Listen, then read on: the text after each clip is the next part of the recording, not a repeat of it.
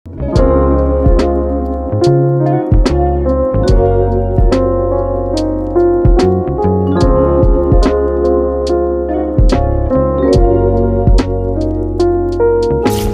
To QTV. సహజ సిద్ధమైన ప్రకృతికి ప్రతిరూపం విశాఖ తీరంలోని ఎర్రమట్టి దెబ్బలు. విశాఖకు వచ్చే సందర్శకులకు వరంగా నిలిచిన ఈ ఎర్రమట్టి దెబ్బలు ఓ అరుదైన సంపద.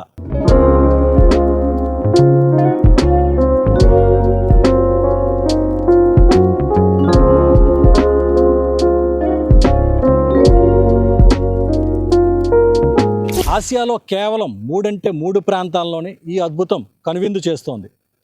మొదట ఇసుక కొండలుగా ఏర్పడి తర్వాత ఎర్రమట్టి దెబ్బలుగా రూపాంతరం చెందిన ఈ ప్రకృతి వరప్రసాదానికి సరిగ్గా 11 ఏళ్ల క్రితం జాతీయ వారసత్వ ప్రదేశంగా గుర్తింపు వస్తే ఇప్పుడు మరో అరుదైన గుర్తింపు కోసం పోటీ పడుతోంది. యునెస్కో వరల్డ్ హెరిటేజ్ సైట్స్ 2025 జాబితాలో చోటు దక్కించుకునే దిశగా తొలిగడుగు వేసింది.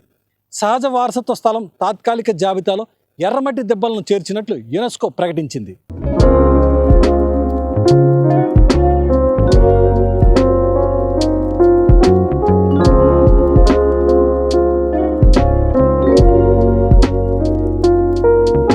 విశాఖపట్నం నుంచి భీమినిపట్నం వెళ్లే మార్గంలోని ఈ మట్టి దెబ్బలు 10 చదరపు కిలోమీటర్ల మేర విస్తరించాయి.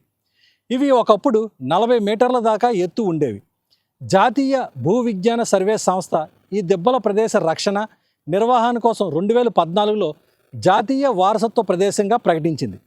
మొత్తం 1195 ఎకరాల్లో 262 ఎకరాల విస్తీర్ణంలో విస్తరించి ఉన్న ఈ ఎర్రమట్టి దెబ్బలు ఉన్న ప్రాంతాన్ని జియో హెరిటేజ్ సైట్గా గుర్తించారు.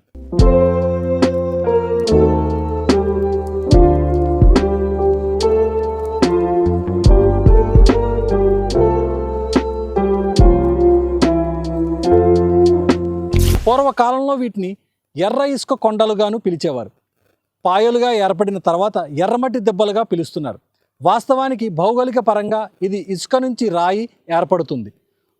పొరలుగా ఒక చోటను చేరిన ఇసుక రేణువులే వేల సంవత్సరాల తర్వాత రాయిగా మారుతాయి.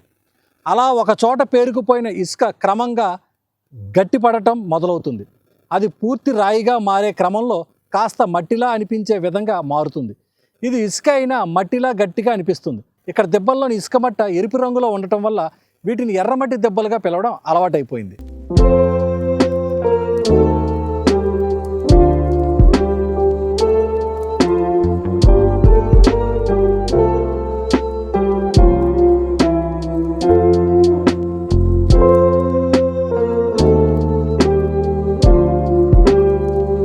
ఈ ఎర్రమట్టి దెబ్బలు సుమారు 18,500 నుంచి 20,000 సంవత్సరాల మధ్యకాలంలో ఏర్పడినట్లు భౌగోళిక చరిత్ర చెబుతోంది.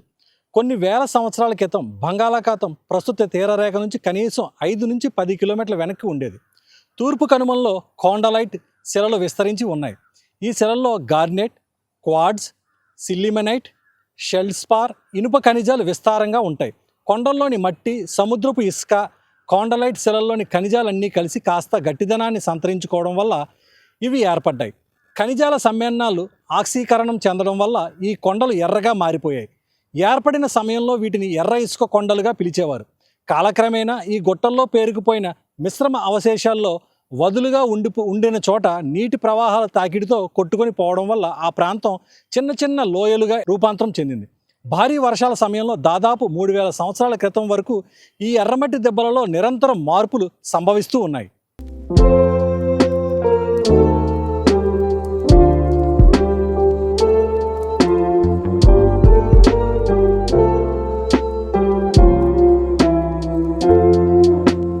యునెస్కో గ్లోబల్ పార్క్ జాబితాలో ఎర్రమట్టి దెబ్బలు చేరితే సంరక్షణ చాలా సులువవుతుంది.